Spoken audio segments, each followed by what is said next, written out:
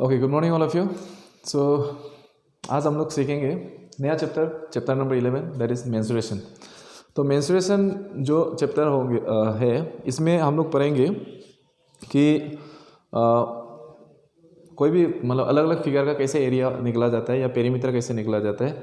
और ये भी सीखेंगे कि जो सॉलिड 3D ऑब्जेक्ट है, जैसे कि सिलेंडर हो गया, क्यूब हो गया, उनका सरफेस एरिया मतलब टोटल सरफेस एरिया या सरफेस एरिया या कार्व सरफेस एरिया क्या चीज़ होता है उसको भी डिस्कस करेंगे, और वॉल्यूम को भी।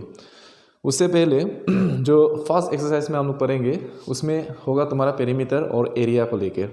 तो पेरीमीटर और एरिया क्या होता है इसको थोड़ा फिर से हम लोग नया से डिस्कस कर लेते हैं, ताकि अगर किसी को डाउट होगा तो वो भी समझ जाएगा। ठीक है, तो पेरीमीटर एक्चुअली क्या होता है।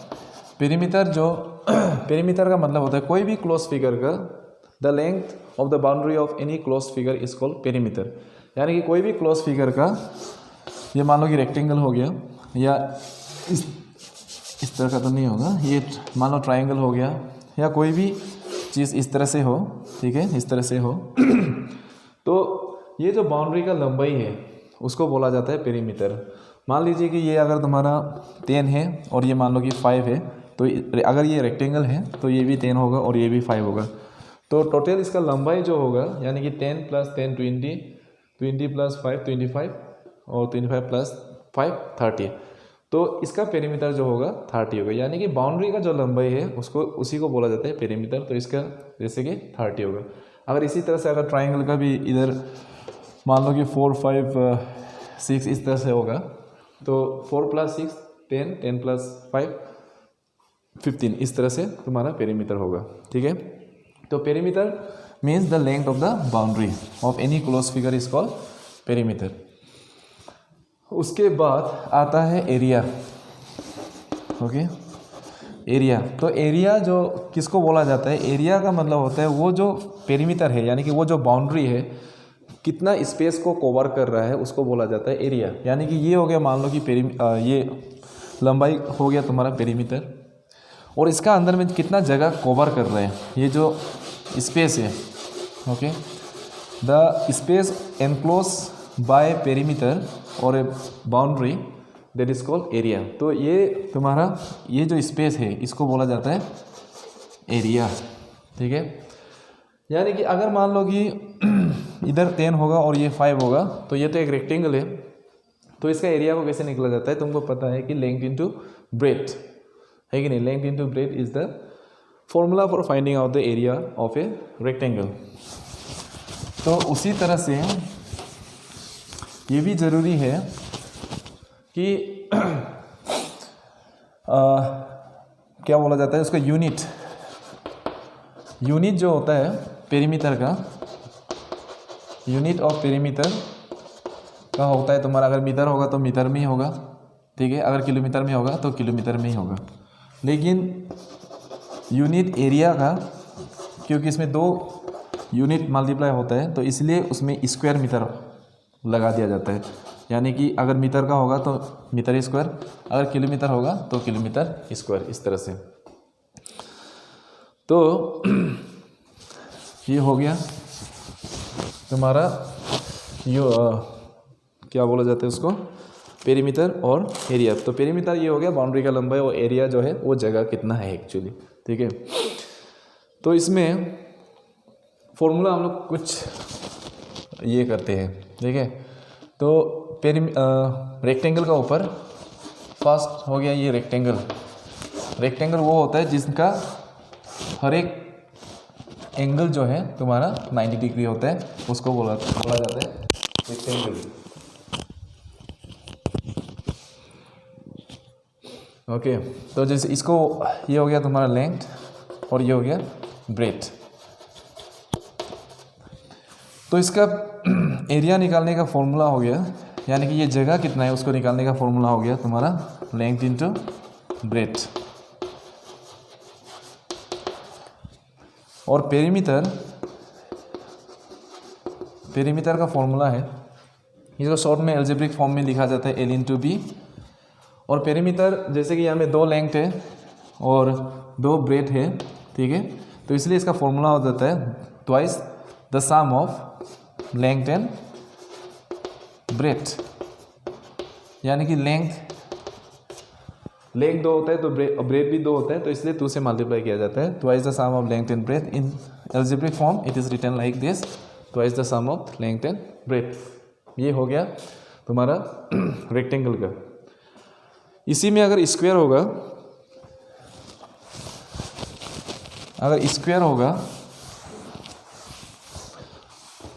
स्क्वायर किसको बोला जाता है? स्क्वायर अगर बोला इसको डेफिनेशन के हिसाब से अगर बोला जाए तो वो होता है वो ऐसा रेक्टेंगल, जब रेक्टेंगल बोला जाता है हर एक एंगल 90 डिग्री, उसी को बोला जाता है रेक्टेंगल। ऐसा रेक्टेंगल जिसका हर एक साइड बराबर हो, ठीक है, हर एक साइड बराबर और हर एक एंगल भी बराबर हो, तो उसको बोला जाता है स्क्वायर। तो स्क्वायर हर एक साइड बराबर होता है, तो इसको मान लो ये भी हो गया साइड, ये जो साइड है हर एक साइड ही बराबर होता है, तो एरिया इसका फॉर्मूला हो जाता है तुम्हारा साइड इंटू साइड, यानी कि इसको ऐसा भी लिखा जा सकता है तुम साइड स्क्वायर और algebraic form S square. Perimeter 4 side है तो 4 इंटू साइड, यानी कि अगर मान लीजिए कि 10 10 10 10 होगा तो 40 होगा, यानी कि 4 इंटू 10 40, इसलिए 4 इंटू साइड होता है, या इसको तुम 4s भी लिखा जा सकता है एल्जेब्रिक फॉर्म में, ठीक है। इसके बाद आएगा ट्रायंगल, इसको नोट करते जाओ।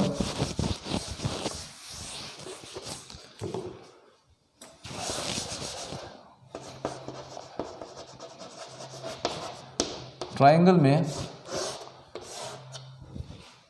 में तो बहुत सारा ट्रायंगल होता है, आइसोसेलेस ट्रायंगल होता है, स्केलियन ट्रायंगल होता है, राइट एंगल ट्रायंगल होता है।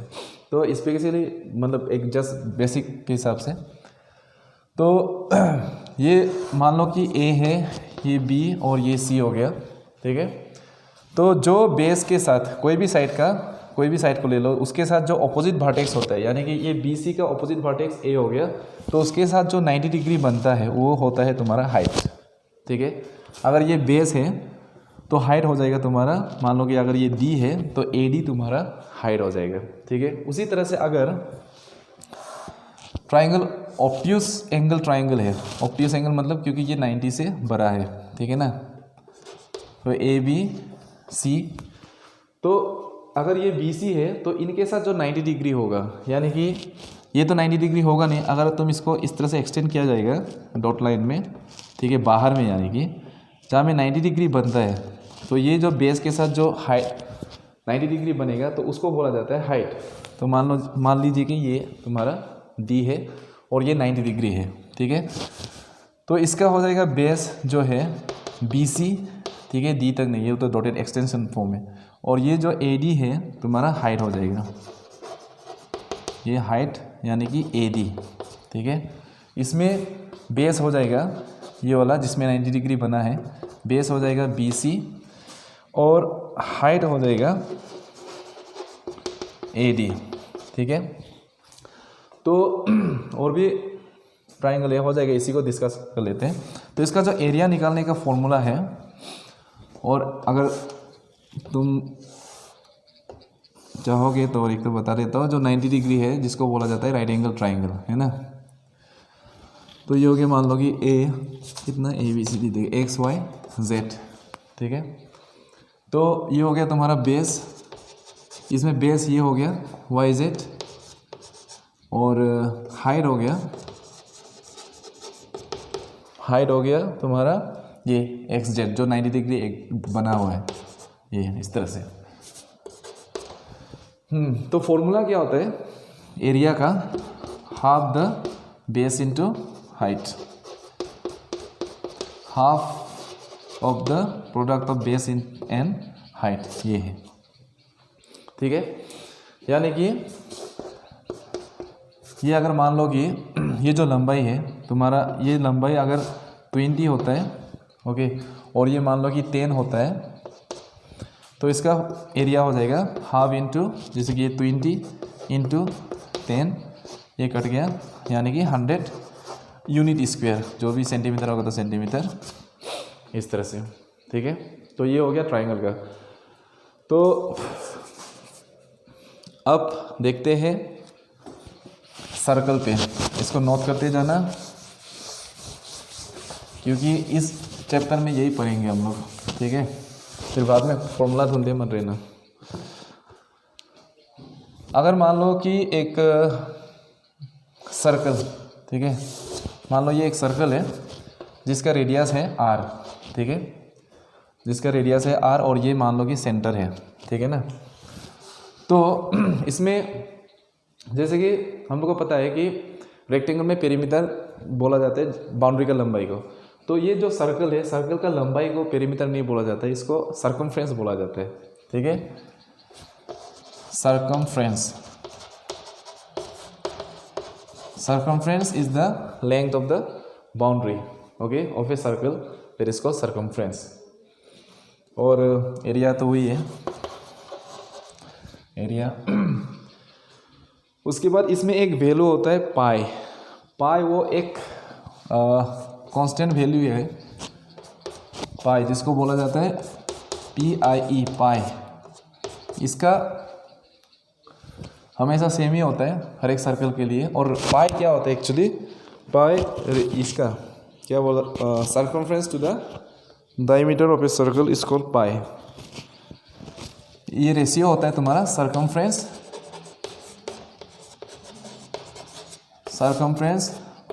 टू दी डायमीटर, ओके, इसको बोला जाता है पाई। तो पाई का वैल्यू क्या होता है तो बाद में बता देगा। तो ये हो गया पाई क्या होता है, पाई का ये कांस्टेंट वैल्यू होता है। ये कोई भी सर्कल का अगर तुम सर्कमफ्रेंस यानी कि सर्कल का लंबाई को अगर डायमीटर से तुम डिवाइड करोगे तो जो वैल्यू होता है उसको बोला जाता है पाई। उसका वैल्यू होता है एक्चुअली 22/7। कोई भी सर्कल हो, चाहे वो छोटा हो या बड़ा, ठीक है। और इसको डेसिमल फॉर्म में 3.14 भी लिया जाता है, ठीक है। तुम ऐसे भी ले सकते हैं, ऐसे भी ले सकते हैं, लेकिन वो रेडियस को देख के लिया जाता है। तो ये हो गया पाई। और सर्कमफ्रेंस को निकालने का फॉर्मूला जो है वो है 2πr, यानी कि twice the product of pi and r, ठीक है। मान लो कि ये अगर मान लो कि 10 सेंटीमीटर है, ठीक है। ये अगर रेडियस, इस सर्कल का रेडियस है तुम्हारा 10 सेंटीमीटर, तो ये लंबाई कितना होगा, ये सर्कल का लंबाई कितना होगा बाउंड्री का, यानी कि सर्कमफ्रेंस। तो इसको इस तरह से निकला जाता है। ये 2 इंटू पाई का वैल्यू अगर तुम लेना चाहेगा तो 22/7 भी लिख सकता है। या इसको मैं थोड़ा और इजी कर देता हूँ, काटने के लिए मुश्किल नहीं होगा, ठीक है। 14 मान लो कि 14 सेंटीमीटर है, तो ये हो गया पाई का वैल्यू 22/7 ले लिया, ठीक है। रेडियस अगर तुम्हारा 7 का मल्टीपल्स होता है तो तुम 22/7 ले लेना। अगर रेडियस का वैल्यू बहुत छोटा होता है, जैसे 1.3, 2 या कुछ 3, 4 ऐसे होता है, तो तुम ये ले सकते हैं 3.14, ठीक है। और रेडियस मान लो ये कितना है तुम्हारा 14, ठीक। तो 14 कट गया, मतलब 7 से 14 कट गया 2, तो ये हो गया तुम्हारा 44, यानी कि 88 सेंटीमीटर स्क्वायर होगा इसका ये लंबाई जो सर्कमफ्रेंस, ये सर्कल का लंबाई जो होगा वो तुम्हारा होगा 88 सेंटीमीटर स्क्वायर सेंटीमीटर, ओके। उसी तरह से इसको एरिया, इस सर्कल का एरिया निकालने के लिए ये एरिया जो होगा, ठीक है, तो उसका फॉर्मूला जो होता है तुम्हारा पाई आर स्क्वायर, ठीक है। तो तुमको पता है कि एरिया का स्क्वायर, एरिया का यूनिट हमेशा स्क्वायर में आता है। तो ये जो स्क्वायर से तुम फॉर्मूला को याद कर लेना कि पाई आर स्क्वायर एरिया का फॉर्मूला होता है, ठीक है। तो एरिया या सर्कमफ्रेंस निकालने के लिए हमको सिर्फ रेडियस का ज़रूरत होता है कोई भी सर्कल का, उससे हम एरिया भी निकाल सकते हैं और उसका सर्कमफ्रेंस भी निकाल सकते हैं।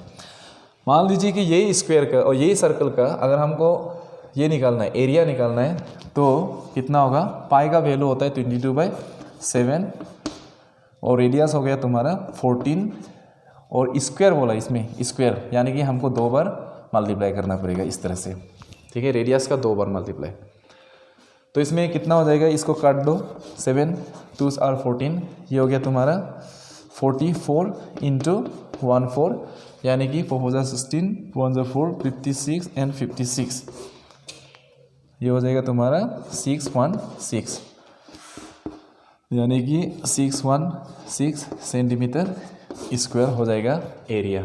ठीक है,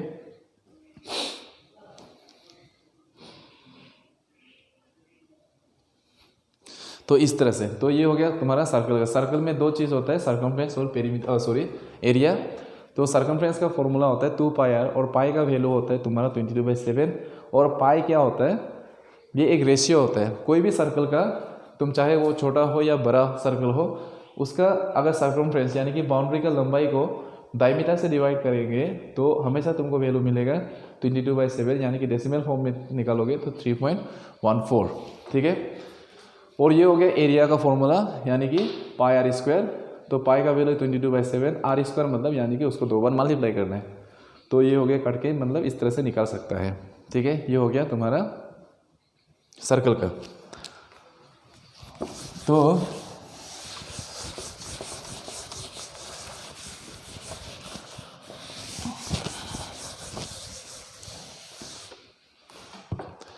ठीक है,